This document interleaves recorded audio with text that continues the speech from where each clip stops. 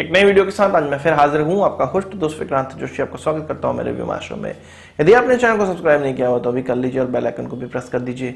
यदि आप मुझे सोशल मीडिया फॉलो करना चाहते हैं, लिंक डिस्क्रिप्शन में मिल जाएगा और स्क्रीन पर भी मिल जाएगा। सबसे पहले हम लोग बात करेंगे भारत पाकिस्तान के बीच में 2003 का जो सीज फायर एग्रीमेंट था वो पुनः लागू जो हो चुका है। कुछ 25 फरवरी को ये लागू हुआ था। उस क्षेत्र से निकलकर आ रही है पहली खबर और इसमें कहा जा रहा है कि यूएई के क्राउन प्रिंस और उनके मंत्रिमंडल के लोगों का हाथ है इस जो डील है उसको बनाने में, उसको करने में। आप कह सकते हैं एक तरह से कि यूएई ने भारत और पाकिस्तान के बीच में ये जो समझौता है उसको करवाया है। और ये इसलिए कहा जा रहा है, अखबारों में इसलिए निकलकर सामने आ रहा है कि जैसे ही ये समझौता हुआ था उससे एक दिन पहले इमरान खान के प्लेन को उड़ने के लिए भारत के ऊपर से उड़ने दिया गया था। उनका प्लेन श्रीलंका जा रहा था। वो भी इसलिए हुआ क्योंकि 2 हफ्ते पहले उनके फॉरेन मिनिस्टर से, यूएई के फॉरेन मिनिस्टर से इमरान खान की बात हुई थी और उसके बाद उन्होंने हमारे विदेश मंत्री को फोन किया था। और इसके बाद जो सीज फायर एग्रीमेंट है जिस पर फिर से घोषणा हुई वो तो आप जानते ही हैं। उसके तुरंत बाद यूएई के फॉरेन मिनिस्टर भारत की यात्रा किए और उनका जो संयुक्त वक्तव्य था भारत के साथ, हमारे जो फॉरेन मिनिस्टर हैं उनके साथ जो उनका संयुक्त वक्तव्य निकल कर आया था उसमें ये कहा गया था कि कई चीजों पर चर्चा हुई, घरेलू और इंटरनेशनल दोनों ही प्रकार की चीजों पर चर्चा हुई। तो लोगों का कयास ये था कि भारत और पाकिस्तान के बीच में जो बैकडोर डिप्लोमेसी चल रही है उसमें यूएई का भी बहुत ज्यादा हाथ है। मुझे ऐसा नहीं लगता है। मुझे जहां तक ये लगता है कि इसमें अमेरिका का थोड़ा बहुत पाकिस्तान पर दबाव है और हम नहीं भूल सकते हैं कि अपने लोगों को क्रेडिट देना हम नहीं भूल सकते हैं। यहाँ पर हमारे विदेश मंत्री और भारत की जो पॉलिसी है उसका दबाव भी पाकिस्तान पर था। जब धारा 370 हटाई गई थी तब पाकिस्तान बहुत उछल रहा था। ये यूएई के पास भी गए, सऊदी अरेबिया के पास भी गए, कई देशों के पास गए, पर ऐसा नहीं हुआ कि भारत पे कोई दबाव बना हो। और वो हमारी जो पॉलिसी है, फॉरेन पॉलिसी, उसके कारण ही ऐसा हुआ है। इससे पाकिस्तान को ऐसा लगा होगा कि कितना भी दबाव डाल दिया जाए भारत पर भारत की सेहत पे कोई भी असर नहीं पड़ने वाला है। वहीं अफगानिस्तान में अगर पीसफुल टॉक करनी है तो ये जरूरी है कि पाकिस्तान और भारत, जो कि अब दोनों ही पीस टॉक की टेबल पे है, दोनों ही देश आ चुके हैं, पहले भारत नहीं था, आ चुके हैं, तो पहले इनका जो आपसी समझौता है वो कराना आवश्यक था, तब जाके पीस टॉक में कुछ कंक्लूसिव निकलकर सामने आता। और मुझे लगता है कि यही कारण था और इसमें हम पूरा का पूरा क्रेडिट यूएई को नहीं दे सकते। इसमें हमारे देश की पॉलिसी और हमारे देश के जो एनएसए हैं, हमारे देश की जो सेना है, उनको ज्यादा से ज्यादा क्रेडिट देना चाहिए, ना कि किसी तीसरे देश को। वहीं आपको पता है कि अमेरिका के डिफेंस सेक्रेटरी की भारत दौरा कंप्लीट हुआ। लॉयड ऑस्टिन जो कि भारत आए हुए थे, 2 दिवसीय यात्रा उनकी थी और ये कहा जा रहा था कि ह्यूमन राइट्स पे उनसे बात करने को कहा गया है और S-400 पे बात करने को कहा गया है। ह्यूमन राइट्स पे तो उन्होंने बात नहीं की, ऐसा कुछ लोगों का कहना है जो मीटिंग में जानते थे कि क्या बात हुई। उसमें कह रहा था कि ह्यूमन राइट्स पे ऐसी कोई भी बात नहीं हुई है।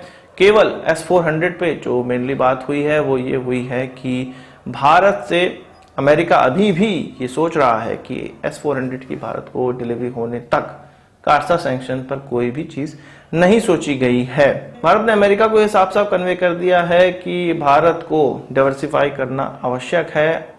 कई देशों से उनको डिफेंस इक्विपमेंट लेने पड़ते हैं, जो कि बहुत पहले से ही अमेरिका को भारत कन्वे कर रहा था।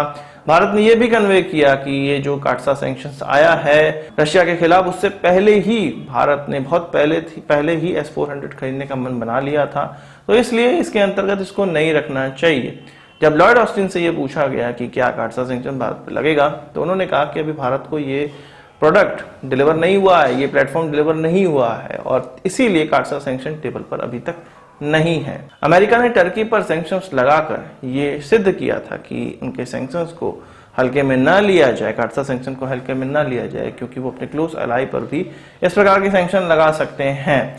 पर अभी तक भारत पर उन्होंने इस प्रकार का कोई निर्णय नहीं लिया है।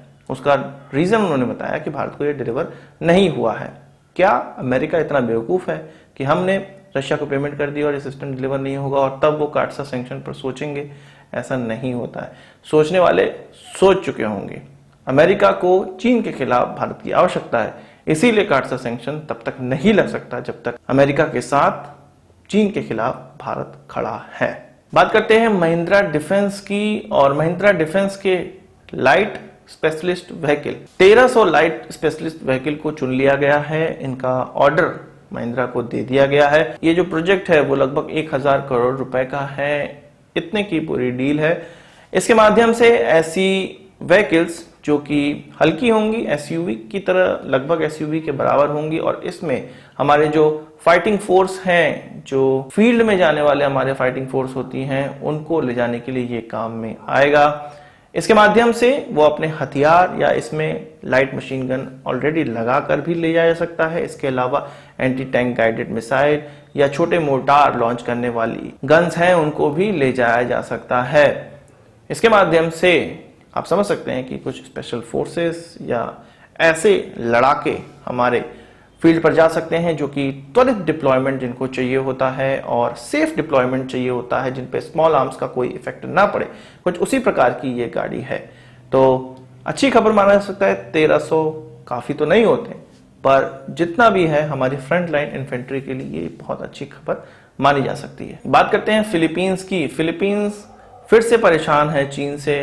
चीन के कुछ छोटी बोट्स, काफी हाई स्पीड में चलने वाली छोटी बोट्स, और ये कुछ नहीं थी, लगभग सैकड़ों बोट्स ऐसे विवादित क्षेत्र में घुस गईं, जो साउथ चाइना सी में ऐसा विवादित क्षेत्र था उसमें घुस गईं, जो कि फिलीपींस अपना कहता है या वहां पर विवादित है। उस कोरल रीफ के पास पहुंच गई जो कि फिलीपींस के इलाके में आता है। इस पर फिलीपींस ने चीन को यह हिदायत दी है कि जल्द से जल्द वो अपनी इस बोट को वापस ले लें और उनके जगह को छोड़ दें। तो ये हिदायत से कोई काम नहीं होने वाला है। फिलीपींस के पास जब ब्रह्मोस आएगा तभी जाके चीन के अंदर डर आएगा। और ये जितने भी चीजें हो रही हैं, वो जो चीन अपने पड़ोसी देशों के खिलाफ कर रहा है, साउथ चाइना सी में कर रहा है, वो इन देशों को भारत के करीब या चीन के खिलाफ भारत के करीब लाने का जो एक फैसला है, उनको लेने में काफी आसानी हो रही है। इसी प्रकार चीन इनको परेशान करता रहेगा, ये भारत की तरफ आएंगे और भारत का जो क्वाड है उसको और थोड़ा बड़ा बनाने में सहायता करेंगे, या डिफेंस इक्विपमेंट इनको चाहिए तो भारत आसानी से चीन के खिलाफ इनको दे सकता है। बात करते हैं ताइवान की एयरफोर्स की। तो ताइवान की एयरफोर्स में एक घटना हुई जिसमें कि उनके 2 एयरक्राफ्ट आपस में टकरा गए, और ये 2 एयरक्राफ्ट F-5E थे जो कि उनको अमेरिका से प्राप्त हुए हैं। 1970 के समय के ये एयरक्राफ्ट अब पुराने हो चुके हैं, और इस घटना के बाद ताइवान ने इन जो एयरक्राफ्टों की फ्लीट है उनको अभी अंडरग्राउंड कर दिया है, और उनका इस्तेमाल अभी हाल फिलहाल में अब नहीं किया जाएगा। इससे पहले इसी प्रकार की दुर्घटना इसी एयरक्राफ्ट में दुर्घटना हुई थी अक्टूबर में, जिनमें कि उनका पायलट मारा गया था, और इसमें भी दोनों एयरक्राफ्टों के पायलट मारे गए। इसमें 2 ही चीजें हो सकती हैं, पायलट की गलती या एयरक्राफ्ट की गलती, एयरक्राफ्ट के खराब होने की गलती। दोनों ही केसों में ताइवान की एयरफोर्स पर पड़ने वाला दबाव साफ साफ देखा जा सकता है। उनकी ट्रेनिंग इस हिसाब की नहीं है, उनके aircraft up to the mark नहीं है कि वो चीन से 2-2 हाथ कर सकें, और कई बार चीन के एयरक्राफ्ट उनकी सीमा में घुस जाते हैं, एयर सीमा में घुस जाते हैं, और फिर वो अपने एयरक्राफ्ट एयरबॉर्न करते हैं, और इसी के समय में उनके पायलटों पर इतना दबाव होता है कि इस प्रकार के एक्सीडेंट हो जाते हैं। तो चीन ने काफी दबाव ताइवान पर बना रखा है। यूएस भले ही कितनी भी बैकिंग करे, पर दबाव तो ताइवान पर बना हुआ है। आज के इस वीडियो के लिए बस इतना ही। आशा करता हूं आपको वीडियो पसंद आया होगा, आप इसमें बड़ा थम्स अप जरूर देंगे। इस वीडियो संबंध कोई सवाल सुझाव हो कमेंट बॉक्स में जरूर लाइएगा, और यदि आपने हमारा चैनल सब्सक्राइब नहीं किया उसे भी कर लीजिए, क्योंकि हम इस प्रकार की वीडियो लाते रहते हैं। नमस्कार, थैंक यू, जय हिंद।